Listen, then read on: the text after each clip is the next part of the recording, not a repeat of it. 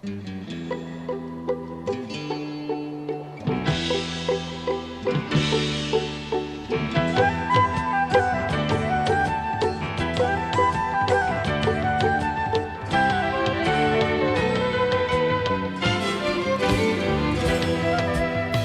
you for joining us. In the worsening situation in the Middle East, Israel's security remains interconnected with foreign events and escalating regional threats.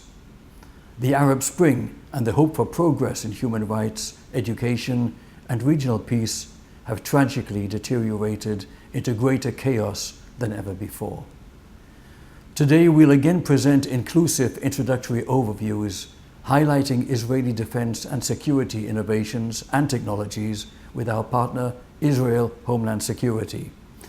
We'll be speaking with Editor-in-Chief Arie Egozi, whose distinguished career includes expertise in the defense industry, and he'll shed light on the industry's interchanging technological, economic, and geopolitical interfaces. We'll see his reports from Israel following these messages. Life Extension Foundation was established in 1977 and has grown to become the world's largest consumer-based anti-aging organization. Life-saving achievements taken for granted today were pioneered by Life Extension Foundation decades ago. Life Extension is currently funding $10 million a year in research on significantly extending a healthy human lifespan. Diseases that once plagued humanity have largely been eradicated by scientific innovation. 3 leading causes of death in 1900 compared with how people die today. Smallpox killed millions before it was eliminated in 1979. Life Extension funds research to fight biological aging so that it also will become a relic of the past. Log on to lifeextensionfoundation.org. Hello, my name is Dave. I am a face of ALS. I'm here at the Gardens Wellness Center. There's a couple reasons why we're here. Number one, we're seeking holistic treatment and acupuncture treatments to prepare me for stem cell therapy coming up.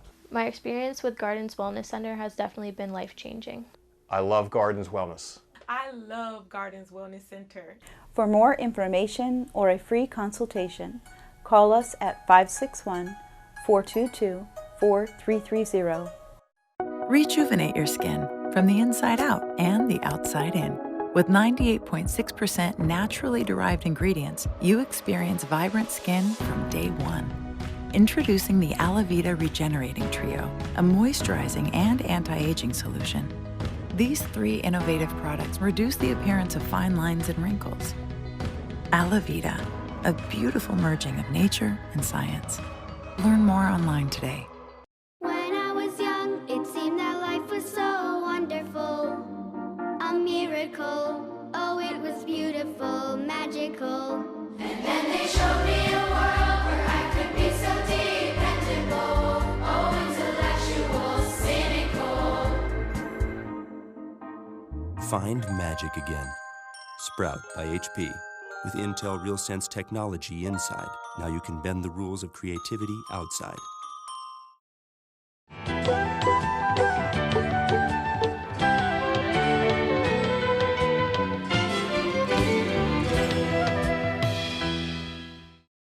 Joining us now from Israel is Arie Egozi. Arie, it's a pleasure to have you with us. Happy to be with you. Hi, good evening. We live in a strange, changing world, Arie, with disappointments in the Middle East and hopes for peace more distant, I guess, than ever, even though Israel does have peace with Jordan and Egypt, and hopefully things will improve generally. But how do you see currently the situation for Israel's security?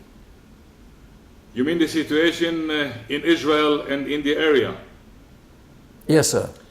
Well, the situation in the area is that both terror organizations that are threatening Israel are busy with other enemies. Hamas in Gaza has a big war with Egypt, and Hezbollah in Lebanon is busy with the ISIS in Syria and other places. So the two fronts in the north and in the south are quiet for now. It doesn't say that it will not change any minute. There is a meaningful change in the attitude of Egypt to Israel.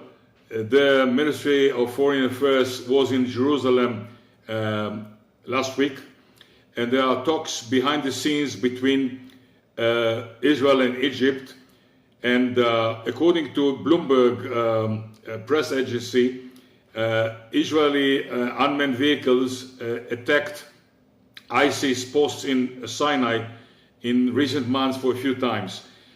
All signs show that there is a big change, and Egypt understood finally that Israel is not the enemy. Of course, we have what is called cold peace between the two countries, but Egypt understood that what threatens their existence is the terror. The ISIS, Al-Qaeda, all the terror organizations that found a haven in the Sinai Peninsula. It is said that the whole world was optimistic about the phenomena of the so-called Arab Spring, which turned into somewhat of a winter. What are your thoughts with regard to the Arab Spring? Arab Spring was a legend from the start. No Arab Spring. You see what happened in Egypt. They cannot. The situation in Egypt now is that they cannot feed 100 million Egyptians. They cannot get even basic needs for their citizens. The situation in Syria is something that is incredible. The world sits aside when thousands of people are being killed every day in Syria and Iraq. So nothing was left from what was called the Arab Spring, and I think that many countries, especially the Arab countries from the Gulf region, also understood finally that Israel is the ally and not the enemy. If you take Saudi Arabia, Kuwait, and other countries, they understand that the main enemy is Iran, who wants their oil. And even with these countries, relations have been improved in recent months dramatically. Of course, not everything is known, not everything is in the daylight, but what we call below the radar, there are ongoing talks between these countries and Israel, and all of them are trying to bring the Palestinians and Israel to the negotiating table. I think that these efforts will not succeed because the Palestinians are not ready to get any compromise. They want to get everything. For so many years, Arie, Israel has represented the one shining star of democracy in the Middle East and has great importance as an ally of the United States. How do you see this at the present time? Well, Israel is the only democracy in the Middle East, and I think that President Obama, with his attitude to, I think that President Obama is really not understanding the trends, the things that are happening in the Middle East, and this is surprising because he has all the raw intelligence data on his table in the Oval Office. He can get everything he needs, but the interpretation is wrong because he didn't understand the situation in Egypt. He didn't understand the situation in Israel. Israel is the only ally of the United States in the Middle East. They know it. They have to respect it because no other country in the region can support American forces if something happens, something that is aimed against the US. And it's very surprising, not only in my opinion, but when I talk to high officials in Israel, they don't understand the way that the US administration approaches the problems in Israel and the Middle East. They are totally wrong. They are totally wrong. And one example is the negotiations now about the next 10-year military funds to Israel. Israel has asked for an increased 10-year fund, what they call FMF, for military funds, and the administration still refuses. Israel needs these additional funds to protect itself from rockets, from missiles, by Iron Dome, by David Sling, by Arrow 2 and 3. This costs money. And if the US finally understand that Israel is its ally, they should give the money, because we protect the democracy in the Middle East, and we are the only ally of the US in the region. I think most Americans absolutely realize that and agree with you. I'd like to ask you a different question and reflect on how in Israel's history, traditionally, it exported oranges all over the world, I think, and vegetables to Europe. And now Israel is more known for high-tech industry, electronics and armaments. Tell us a little bit about the change in Israel's economy with regard to high-tech and brain power. Israel is a high-tech nation. The companies that, the startups and the companies that are joining the market every day are amazing.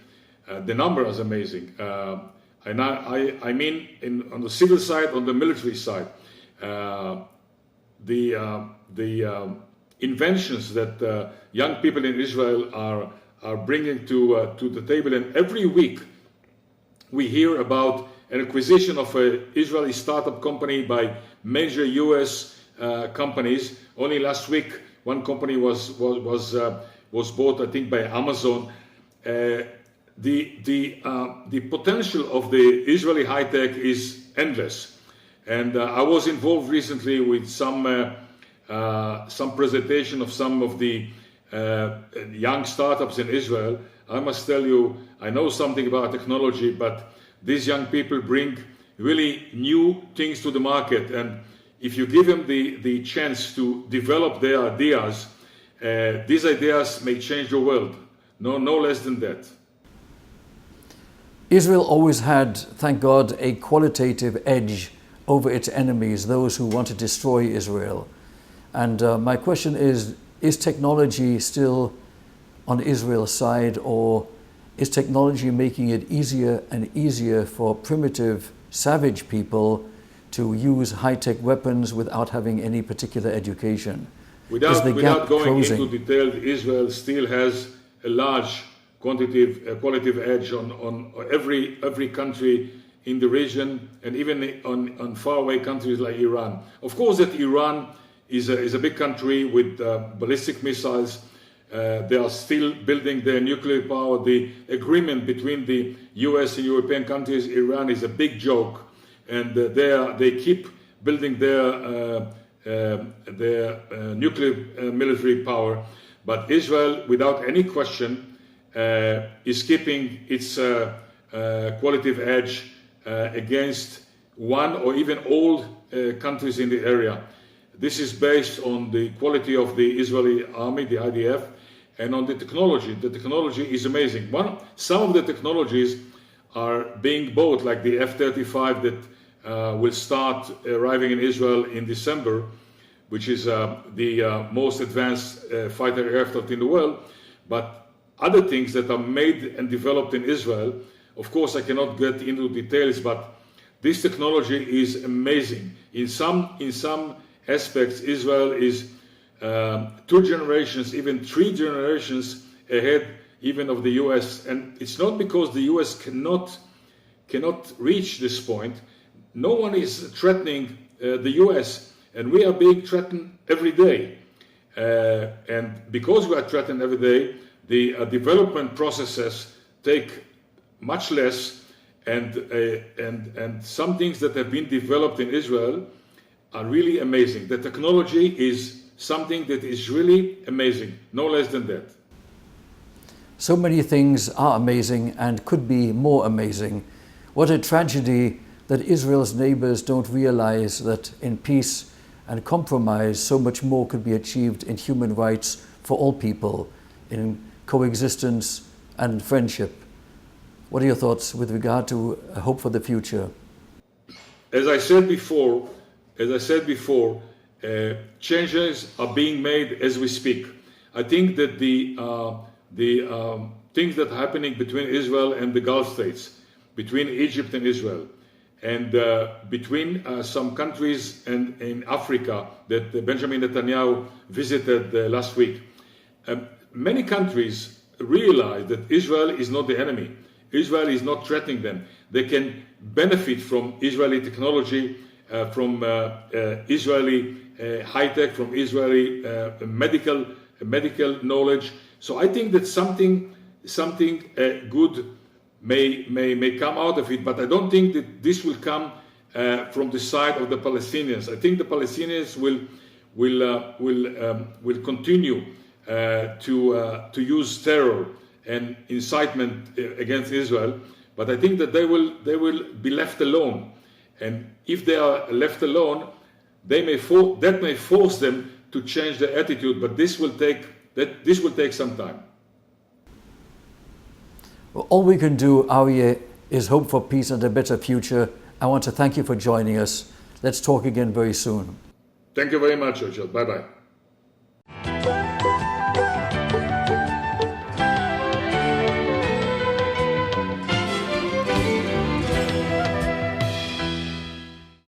Hello, we're speaking with Margaret Morse, Boeing Vice President of Directed Energy Systems. Laser as a weapon system has been around for many years, but in science fiction books and movies. How close are we to using lasers in the battlefield? Yes, we're very close to fielding the systems now. We've tested with a prototype system out of White Sands and Eglin Air Force Base and had very good results. And we know that if we were to field an operational system, there's some changes we would make to the system, improve the design. But the technology's there and it's sound, and the acquisition, tracking, pointing part of the system is very well proven. What processes have to be moved forward before a laser weapon is deployed? We have to make the beam control system a little more compact and to make it a little more rugged and reliable in the field and able to stay clean because of all the optics. So we're working on our own internal funding, the next generation beam control system. The software, the methodology, all of that's fairly mature, and it's based upon years and years of work that we've done. If we were to field a system, we'd integrate it on another vehicle. For the U.S. Army, we'd integrate it on a combat vehicle and not the Oshkosh truck that you saw, because they need something that's more mobile and able to travel with the real troops. In the past, Israel and the U.S. have tried to develop the Nautilus weapon system against rockets. This effort has not resulted in a system. Do you see a laser used against ballistic missiles? They're studying those applications, but it takes a much higher power level. So with the power level that we have today, that's probably not a possibility, but it's definitely something that's being looked at as the laser technology matures. If this happens, will it make the current interceptors redundant? No, not necessarily. I would say that it would augment them. Is the laser cheaper to operate? Yes, it is, because you just pay for the fuel to power the laser. So for example, with the system that we developed, we have a generator on board that's powered by diesel. And we like to say that it's 50 cents a shot, the cost of the diesel fuel to power the generator, which powers the battery. And is Boeing looking at more advanced laser weapons? Yes, we're always looking at research for future applications, and we're trying to look at families of systems so that you have as much reuse as possible. And certainly a lot of the software that's been developed can be used for more capable systems. But a lot of that work is further out in time, but it's important to invest internally, looking to the future and not just look at what you can do today. Can you see lasers used against tanks and even soldiers? They're looking at those applications. We have a compact laser system that we've looked at. We can set cars on fire. We can cut power conduits. We can do things to objects out in the field. If you had higher power, you could do things to more capable objects. I don't know how much we've thought about tanks. They're armored, and that would be a very difficult target. But some of the other things you mentioned, I think, are within the realm of the possible. Do you think that in the future, laser weapons will become widely used for many other applications? It's like any new emerging technology. You know what you know, but you don't know what you don't know. What is the main problem before that future breakthrough happens? The main problem is getting the higher power laser. And it takes a certain amount of cooling, but I don't think the generator is the limiting technology right now. I would say the high power laser is. For effective combat capabilities, you need maximum visibility, maximum control over your systems, and maximum readiness day or night. You need to see the hostiles before they see you. See first, identify first, react first. So when they handed me this, so light on my helmet, I knew I had it made. It keeps my crew out of harm's way. Up to now, armor and mechanized commanders and drivers almost couldn't see anything around them from inside the vehicle. But with this, we have a full field of view day and night for me and my driver. They call it Iron Vision. Now you see me, which means I'm exposed to enemy fire. Now you don't. Looks as if it's made all out of glass, doesn't it? Now I can see all around, even under closed hatches, so we are totally protected, and I get 360 degrees vision and situational awareness. You know, this was originally developed for the aircraft and the helicopter's pilots, where Elbit is the leader in helmet-mounted systems. Now, it was time that armored and mechanized commanders like me got the exact same capabilities on ground. We need full view and situational awareness with zero latency, whatever we're in, a tank or an AFV. Basically, it puts the C4I right in front of my eyes on top of the battlefield's view, so I can see both of them together at the same time. Besides that, the helmet brings the weapon systems to my line of sight. And when I need to see the full C4I picture, I stop the video on my screen and see through the transparent glasses the entire C4I on the tactical computer screen. With the smart TMR, I can switch any device, all controlled inside my APC. So if I want to get on my screen videos from sensors or a UAS picture, it can be done very easily. Basically, it lets me handle anything, acquire the targets fast, and fire my guns first. What we call look, lock, launch, and really close rapidly the sensor-to-shooter loop. Elbit Systems Iron Vision really improves my operational capabilities and mission success. With no special studies, very friendly, and easy to use. Elbit Systems Iron Vision. From the global leaders in helmet-mounted systems, for fixed and rotary wing aircraft, down to the ground forces. Providing updated combat situational awareness, capturing real-time line-of-sight video with zero latency. Cost-effective.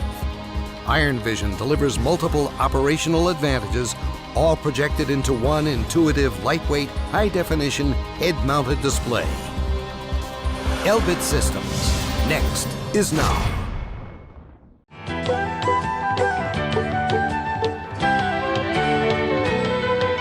Israel's ballistic missile defense. Israel's primary ballistic missile defense is the Arrow. While the Arrow 2 has been operational for some years, the Arrow 3 is still under development, with entry into operational service expected in 2017. The follow-up program was launched in 2008 with the goal of testing the Arrow 3 interceptor missile within 3 to 4 years. No definite timetable has been openly disclosed to date. In parallel, the US deployed to Israel one of its extremely capable Raytheon TPY-2 radars on a semi-permanent basis. A more powerful version of Israel's indigenous Green Pine radar has been developed and tested. The first tests of an airborne infrared optical detection system showed good promise. At the same time, the US increased its investments in the ground-based SM-3 system and reset its deployability goal to 2015. It remains to be seen which of the two systems will win this race. Some tests failed and others prove only partially successful. Nevertheless, This is a normal situation in such state-of-the-art systems. The Arrow weapon system consists of a large, modern phase array radar, a battle management center, and a two-stage interceptor missile launched from a relatively simple multi-barrel launcher. The missile is equipped with an infrared homing kill vehicle comprising a powerful warhead that sends a focused beam of heavy fragments at the target. This large number of heavy tungsten fragments is sufficient to shred any type of hostile warhead to pieces, be it nuclear, chemical, or explosive. The Arrow 3's very high exo-atmospheric interception altitudes, coupled with the improved detection, discrimination, and fire control, is designed to permit observed fire, that is, shoot, look, shoot, in air and missile defense parlance, thus providing at least 2 and possibly 3 chances to kill each incoming missile.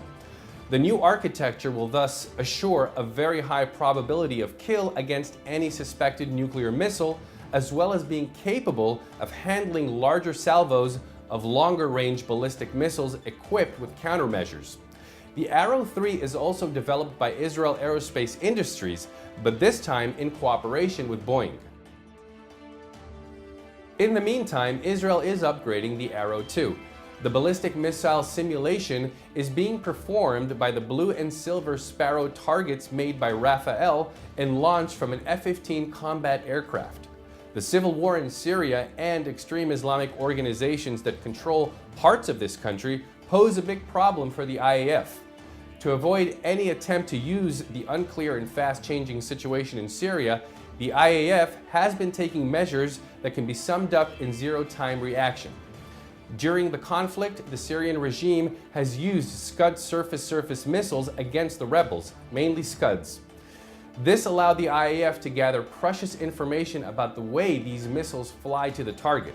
Colonel Aviram Chasson, head of the higher tier department in the Israel Missile Defense Organization, said that the Syrian regime gave us a treasure of information about the way the surface-surface missiles are being prepared for launch and about their flight to target. We have completely changed the Arrow anti-ballistic system following this information we gathered. The operational Arrow 2 is constantly being upgraded. Nevertheless, the real-time data gathered by staring into Syria enabled a more precise and accelerated process. The 2 Arrow versions will operate in parallel to David Sling long-range rockets interceptor being developed by Rafael and Raytheon. The command and control system of this advanced weapon systems is being developed by Elisra, an Elbit Systems subsidiary. This concludes our special report from Israel. I'm Richard Peritz. Thank you for being with us.